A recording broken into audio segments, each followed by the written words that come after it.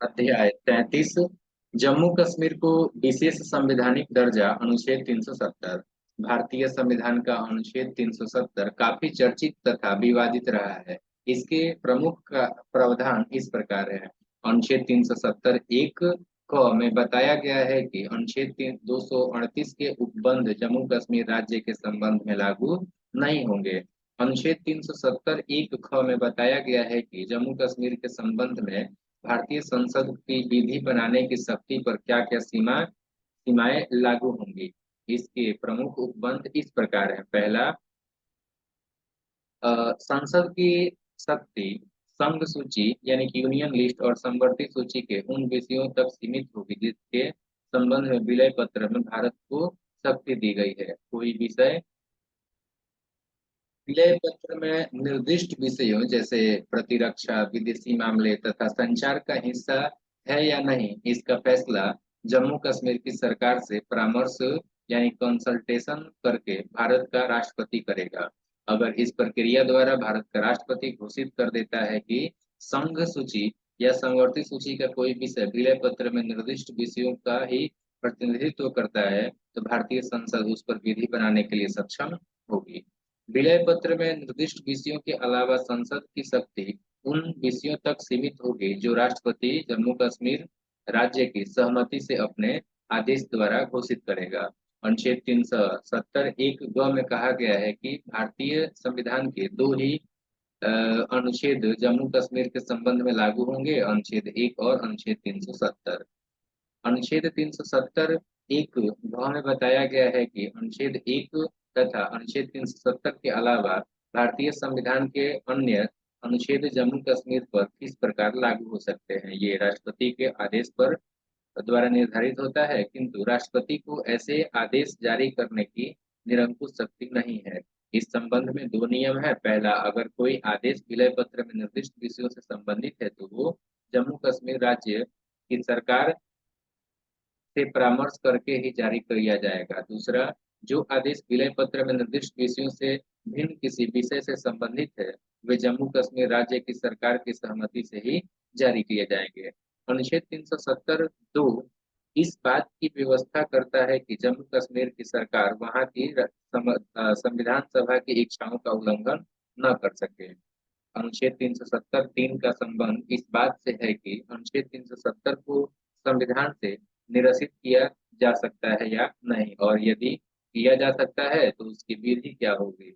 इसके अनुसार राष्ट्रपति को ये घोषित करने की शक्ति है कि अनुच्छेद 370 प्रवर्तन में नहीं रहेगा या ऐसे विवादों तथा सुधारों के साथ प्रवर्तन में रहेगा जो वो विनिर्दिष्ट करे, किंतु वो ऐसी अधिसूचना तभी जारी कर सकेगा जब जम्मू कश्मीर राज्य की संविधान सभा ने इस आशय की सिफारिश रिकमेंडेशन की हो। अनुच्छेद 370 एवं 35 ए को मिलाकर जम्मू कश्मीर को मिले विशेष अधिकार थे। पहला, जम्मू कश्मीर में दोहरी नागरिकता का प्रावधान था। यहाँ का अलग संविधान एवं ध्वज था। प्रदेश से बाहर के लोगों को यहाँ जमीन खरीदने, सरकारी नौकरी पाने तथा संस्थानों में दाखिला लेने का अधिकार नहीं था। जम्मू कश्मीर की विधानसभा का कार्यकाल 6 साल का होता था। भारत की संसद यहाँ के संबंध में सीमित दायरे में ही कानून बना सकती थी। रक्षा, विदेश मामले, संचार के अलावा किसी कानून को लागू करवाने के लिए केंद्र सरकार को राज्य सरकार से मंजूरी चाहिए होती थी।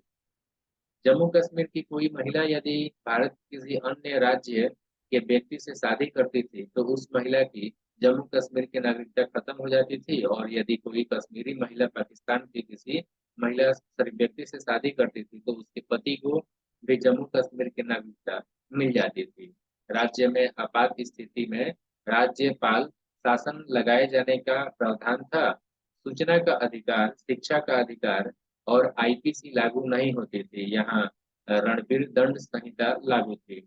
बाहरी राज्यों का व्यक्ति न मतदान कर सकता था और न ही चुनाव में उम्मीदवार बन सकता था। सुप्रीम कोर्ट के फैसले मान्य नहीं होते थे।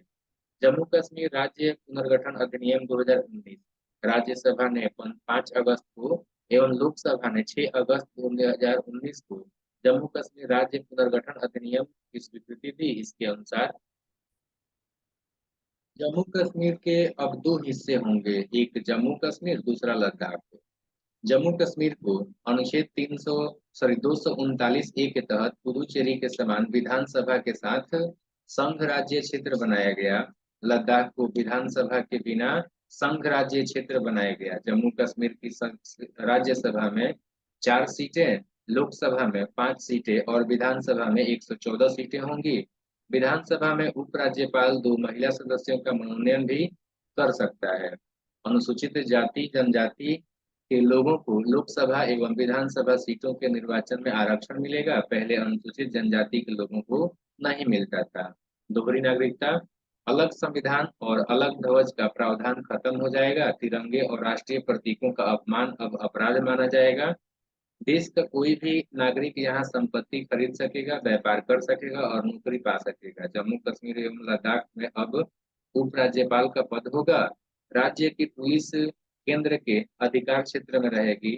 जम्मू कश्मीर कैडर के आईपीएस और आईएएस अधिकारी यूटी कैडर के अधिकारी हो जाएंगे। किसी अन्य राज्य के व्यक्ति से शादी के बाद जम्मू कश्मीर की महिला के अधिकारों व नागरिकता पर कोई प्रभाव नहीं पड़ेगा। पाकिस्तानी नागरिकों को मिला विशेष अधिकार खत्म होगा।